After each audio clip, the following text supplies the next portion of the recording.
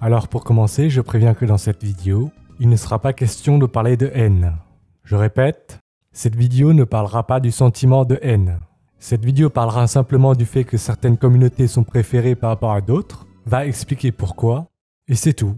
Et oui. La notion clé à retenir ici, c'est préférence, qui implique toujours le fait de comparer. Il y a des gens, des choses, des idées qui sont désirables, admirables, qui rassurent, fascinent, fédèrent, pour des raisons tout à fait justifiées. Il y a des gens, des choses, des idées qui laissent indifférents, et c'est tout à fait justifié aussi. Et finalement, il y a des gens, des choses, des idées qui suscitent de la méfiance, de l'aversion, pour de bonnes raisons aussi. Quand je dis aversion, ça veut simplement dire « je n'aime pas ». Il n'est pas question de parler de haine, il est juste question de dire « je n'aime pas », comme vous pouvez ne pas aimer les fraises, les calamars, ou que sais-je. Et c'est d'ailleurs toujours dans un contexte de comparaison, avec d'autres choses ou d'autres gens, pour qui vous avez moins d'aversion. Je n'aime pas X, parce que je préfère Y. Ça ne veut pas dire que je hais X. Ça ne veut pas dire que je considère que X ne mérite pas de vivre, qu'il faut le torturer, etc. On va parler de l'image qu'ont les Français de plusieurs communautés. Je dis français, mais j'aurais pu dire allemand, italien, japonais, hongrois. Par exemple, quelle image ont les Français des Coréens, des Japonais, des Ukrainiens, des Tchèques? Et pour finir, des Arabes. Qu'ils soient du Moyen-Orient ou de l'Afrique, on s'en fout le temps de cette vidéo. Vous savez très bien où je veux en venir. Voilà, je nomme ces communautés, je vais les comparer, on va parler de préférence. Vous pouvez vous en plaindre si vous le voulez, mais ça ne change rien de l'opinion qu'ont les Français de ces communautés. D'ailleurs, vous en plaindre, c'est même contre-productif. Vous allez comprendre pourquoi dans quelques minutes. Et allez, maintenant, on passe à la démonstration technique. On va placer sur une échelle un axe d'appréciation, de préférence, plusieurs sentiments. Tout à droite, des sentiments positifs, agréables, admiration, respect, fascination, etc. Mais surtout, on va dire préférence par rapport à tout ce qui est plus à gauche. Au milieu, on va mettre indifférence, opinion neutre. Si vous avez un avis neutre, est indifférent vis-à-vis de certaines personnes, ça veut dire que vous les aimez un peu moins par rapport à ceux que vous mettez à droite de l'axe. Ça veut aussi dire que vous les aimez un peu plus que les gens que vous mettez à gauche de l'axe. Sur ce genre d'axe, vous pouvez mettre par ordre de préférence McDo, Quick, Burger King. Vous pouvez mettre blonde, brune, rousse. Si vous mettez un truc à droite de cet axe, ça ne veut absolument pas dire que vous avez de la haine pour les deux autres, vous avez juste des préférences. Et à gauche, on va juste mettre je n'aime pas. Dire je n'aime pas, ça ne veut pas dire que vous ressentez de la haine, vous pouvez ne pas aimer, comme vous n'aimez pas les fraises, les calamars ou que sais-je. Ça veut juste dire qu'il y a plein d'autres trucs que vous préférez, par rapport à ce truc que vous n'aimez pas. Vous aurez compris que si vous faites partie d'une communauté qui suscite les sentiments à droite de l'axe, vous serez préféré par rapport à ceux qui suscitent les sentiments qui sont au milieu ou à gauche de cet axe. Imaginez vous êtes français, on pourrait remplacer français par n'importe quoi d'autre, et vous êtes fan de Dragon Ball Z, culture japonaise, coréenne, de J-pop, K-pop, etc. Vous allez donc placer les japonais, les coréens à droite de cet axe. Les arabes, les ukrainiens ou que sais-je, on va dire qu'ils vous laissent indifférents, vous en avez une opinion neutre, vous ne les détestez même pas, ils ne suscitent même pas en vous les sentiments tout à gauche. Au pire, vous ne les aimez pas comme vous n'aimez pas les poires ou les pizzas, ou que sais-je, au pire, vous en êtes méfiant. Ne pas aimer, être méfiant, ça n'a rien, mais absolument rien à voir avec la haine. Ça ne veut absolument pas dire que vous considérez qu'ils n'ont pas le droit de vivre, ou que vous voulez les torturer. Avant de haïr quelque chose, on en est d'abord indifférent, ou on peut aussi en être méfiant. Imaginez vous êtes un gosse, vous êtes du genre à aimer les animaux en général, et un jour vous vous faites mordre par un chien. Il est tout à fait normal que vous développiez une certaine méfiance envers les chiens en général. Vous allez placer les chiens sur cet axe un peu plus à gauche qu'avant de vous être fait mordre. Ça ne veut pas dire que vous avez de la haine pour les chiens. Imaginez une meuf qui sort avec un mec. Au début, ce mec est tout gentil, généreux, calme, etc. Et avec le temps, il devient violent, l'insulte, la tape. Fille ou pas fille? Je vous dis sur toutes les deux! Cette meuf développe une certaine méfiance envers tous les hommes, elle mettra plus de temps à accorder sa confiance, et c'est normal. Elle en a parfaitement le droit, ça ne veut pas dire qu'elle a une haine de tous les hommes. Imaginez une grand-mère qui se fait voler son sac par des jeunes en se baladant en ville. Qui? Il est normal que la grand-mère, après cet événement, éprouve de l'appréhension, de la méfiance, s'agrippe plus à son nouveau sac si elle croise des jeunes qui ressemblent à ceux qui ont volé le premier. Ça ne veut absolument pas dire qu'elle a de la haine envers tous les jeunes qui ressemblent à ceux qui ont volé son sac. Elle ne fait pas d'amalgame pour le sentiment de haine, elle fait de l'amalgame pour le sentiment de méfiance, et c'est tout à fait normal. Mais oui, c'est clair. Quelques autres exemples pour illustrer la notion de préférence. Vous êtes un patron, vous avez 3 CV de 3 meufs devant vous, tout est identique, sauf la couleur de cheveux des meufs. Sur un axe de préférence, vous mettez par exemple les blondes en premier, les brunes en deuxième, les rousses en troisième. Vous allez donc prendre la blonde parmi les 3.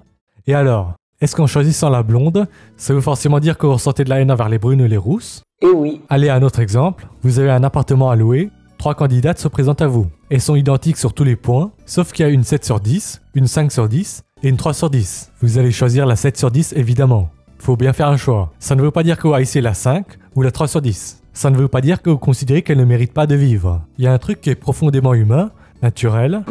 D'ailleurs, ça se retrouve chez quasiment toutes les espèces animales. On est plus rassuré par la familiarité. On accorde plus facilement notre confiance à ce qui nous ressemble, sur tous les plans imaginables. Ça ne veut pas dire qu'on a de la haine pour ceux qui ne nous ressemblent pas, ce qui est trop différent de nous. Souvent, on en est juste indifférent. On en a juste un avis neutre en fait. Ce qui nous ressemble suscite plus facilement de la confiance. Ce qui nous ressemble moins peut susciter de l'indifférence.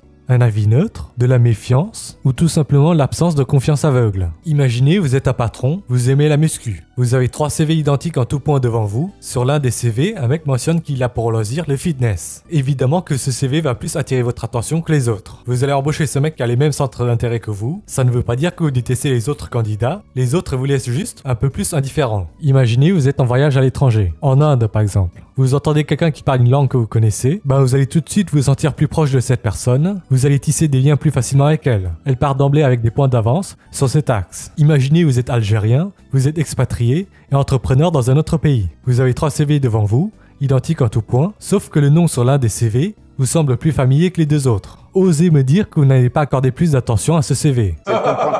Et pour un Français qui est employeur, un Français qui loue des appartements, c'est exactement la même chose. Est-ce que ça veut dire que vous haïssez les autres candidats? Bien sûr que non. Ça veut juste dire qu'il vous laisse plus indifférent que le candidat que vous avez sélectionné. On va parler d'image des communautés toujours en se basant sur la notion de préférence. Pourquoi certaines communautés sont préférées par rapport à d'autres? Si je vous dis Chine, Japon, vous allez penser à quoi? Xiaomi, Huawei, manga, PlayStation, Nintendo, sushi, Dragon Ball Z, Bruce Lee, hentai.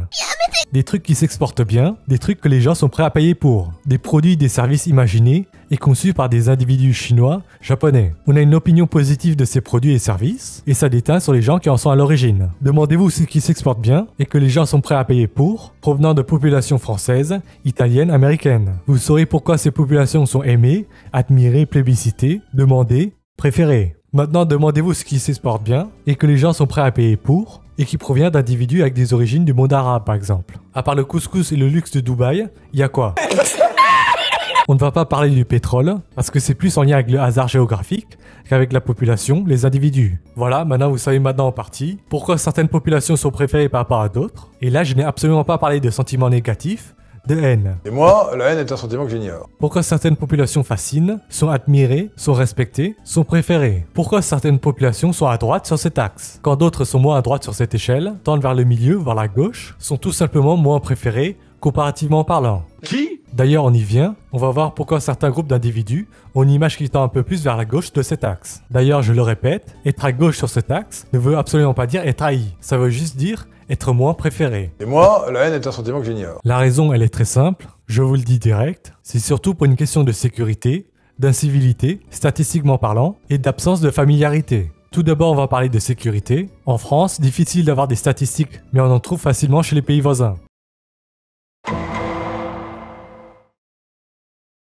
Répartition des crimes en fonction des origines en Allemagne. Ce sont des stats que vous pouvez trouver sur le site officiel de la police allemande. Ce sont des données qui ne sont pas politiquement correctes, ça ne les rend pas fausses pour autant.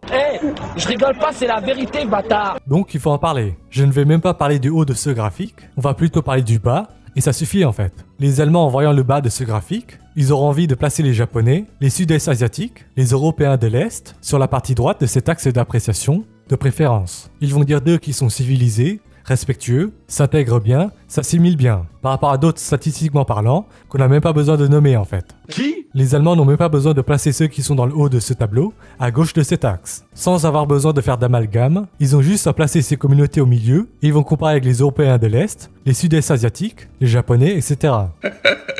Maintenant, pour ce qui est de l'appréciation, la préférence par la familiarité, supposons que vous portez le voile. La majorité des gens ne détestent pas le voile, au pire ils en sont indifférents. D'ailleurs, si vous demandez à des gens au hasard dans la rue leur avis, la majorité vont dire « chacun porte ce qu'il veut, je m'en fous ». On va donc placer le voile au milieu de l'axe. Les gens en ont un avis neutre. Mais il se trouve que les gens en France, en Belgique, dans plein de pays non musulmans, préfèrent les femmes non voilées. C'est tout. Les Occidentaux vont placer les femmes non voilées un peu plus à droite sur cet axe. Il n'est pas question de haine, juste de préférence, après comparaison. Et oui. Un employeur, un propriétaire d'appartement, a le droit de préférer collaborer avec des gens qui ne portent pas le voile. Je pourrais dire pareil avec les babouches, Le langage, vous pouvez parler arabe ou que sais-je, dire Wallah, Inch'Allah à la fin de chaque phrase si vous voulez, personne ne vous en empêche. La majorité des gens s'en branlent, ils en ont un avis neutre. Mais en comparaison, ils préfèrent les gens qui parlent bien français et c'est tout. Tout comme un arabe en vacances à l'étranger s'attachera bien plus vite à une personne qui parle aussi une langue qu'il connaît. Eh oui. Un autre élément qui font que certaines populations sont placées plus souvent à gauche sur cet axe d'appréciation,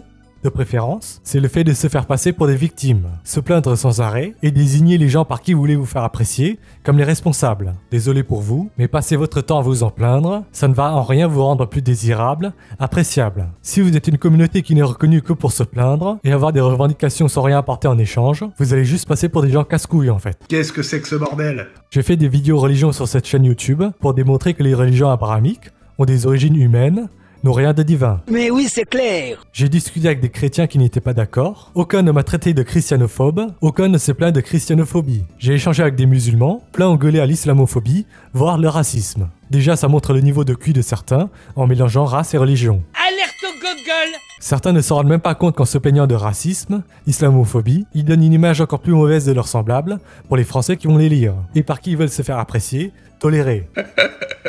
On va revenir sur les statistiques sur la criminalité en Allemagne. Chaque crime commis par un arabe déplacera l'image de tous les autres arabes un peu plus vers la gauche sur cet axe d'appréciation, de préférence. Souvenez-vous de ce que j'ai dit avec le gosse qui s'est fait mordre par un chien, la grand-mère qui s'est fait voler son sac. Les autres arabes honnêtes, s'ils veulent lutter contre cette mauvaise image causée par une minorité d'entre eux, ils doivent par de bonnes actions se rendre plus désirables, plus admirables, plus appréciables, pour contre-diffuser la mauvaise image que provoque le criminel.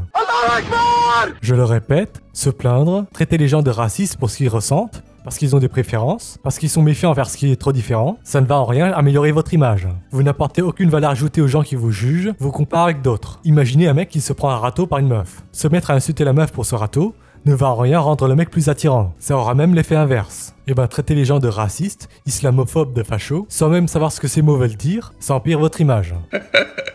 Quand un Chinois commet une mauvaise action, vous savez ce que font les autres Chinois? Ils créent des entreprises, ils font des Xiaomi, des Tencent, des produits et des services que les gens désirent, apprécient, demandent et sont prêts à payer pour. En fait, ils le font sans même attendre que l'un des leurs commet un crime. Qu'est-ce que vous produisez que les gens sont prêts à payer pour? Quel effort faites-vous pour vous faire apprécier? Et les Arabes, ils produisent quoi pour améliorer leur image? Ils font quoi comme contre-diffusion qui les rend plus appréciables, désirables? Crier au racisme ou à l'islamophobie? Ça ne fait que donner une image de casse-couille. C'est quoi, je vais lui balancer la bâche dans la gueule. Ça n'apporte pas de valeur ajoutée. Ça ne déplace pas l'image des Arabes un peu plus sur la droite de cet axe. Imaginez un mec, peu importe ses origines, son CV n'est pas retenu parce qu'il n'a pas les compétences, et il insulte les recruteurs ensuite. Les recruteurs, vous croyez qu'ils vont en penser quoi?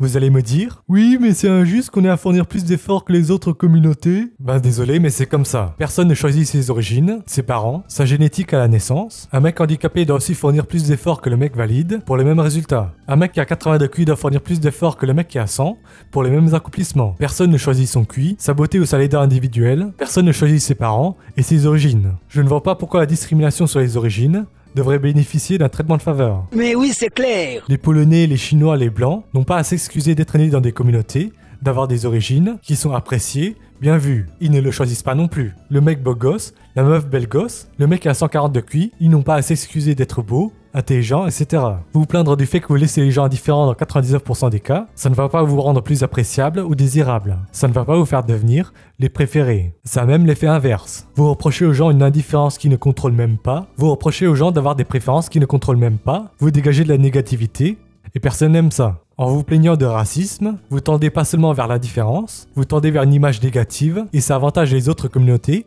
qui, par simple comparaison, vont gagner des points par rapport à vous. Vous sanctionnez quelqu'un qui ne vous choisit pas, parce que vous le laissez indifférent, ou parce qu'il a des a priori sur vous, ça ne va pas changer ses sentiments, ses a priori sur vous, ses préférences. Il y en a qui vont me sortir, oui, mais ce n'est pas de ma faute si les gens ont des a priori sur moi, je souffre de l'image des autres membres de ma communauté, mais moi je me comporte bien, je ne devrais pas payer pour eux. Bah écoutez, qu'est-ce que vous voulez que je vous dise? Vous n'avez pas choisi les autres membres de votre communauté, ce qui fait que vous partez avec un handicap niveau appréciation, mais c'est pareil que le mec blanc qui naît moche, avec 70 de QI, ou que sais-je. Pourquoi on doit criminaliser les préférences ethniques, mais pas les préférences sur la beauté et l'intelligence? Dans les deux cas, les victimes n'ont pas choisi d'être arabes honnêtes et civilisés, ou blancs moches handicapés, honnêtes et civilisés. Ceux qui sont gâtés par le hasard ne l'ont pas choisi non plus. Les gens qui vous jugent et comparent n'ont aussi pas choisi de moins désirer les moches et handicapés, et d'avoir des préférences pour ce qui leur ressemble. C'est un truc qui ne se contrôle même pas. Crier au racisme, c'est en fait une pseudo-solution à court terme, ça ne change pas les sentiments des gens qu'on accuse de racisme. Dans 99% des cas, ce n'est même pas de la haine, c'est juste de l'indifférence, c'est juste le fait d'avoir des préférences. Par contre, une personne qui travaille sur elle-même,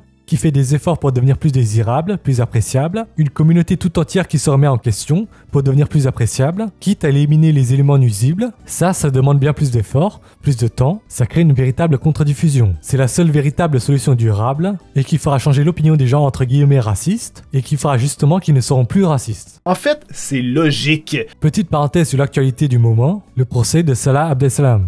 Il y a des musulmans qui n'ont rien d'autre à faire que de dire que ça nuit à l'image de tous les autres musulmans. Vous ne faites rien de votre vie. Ils vont crier non à l'islamophobie, non au racisme, pas d'amalgame ou autre connerie du genre. Vous avez déjà vu des catholiques se plaindre en disant « Ce prêtre pédophile n'est pas un vrai catholique, il donne une mauvaise image des chrétiens. » Supposons que demain, un Chinois ou un Polonais commet un crime. On ne verra aucun Chinois ou Polonais dire « Ce mec ne nous représente pas, ce n'est pas un vrai Chinois, ce n'est pas un vrai Polonais, pas d'amalgame. »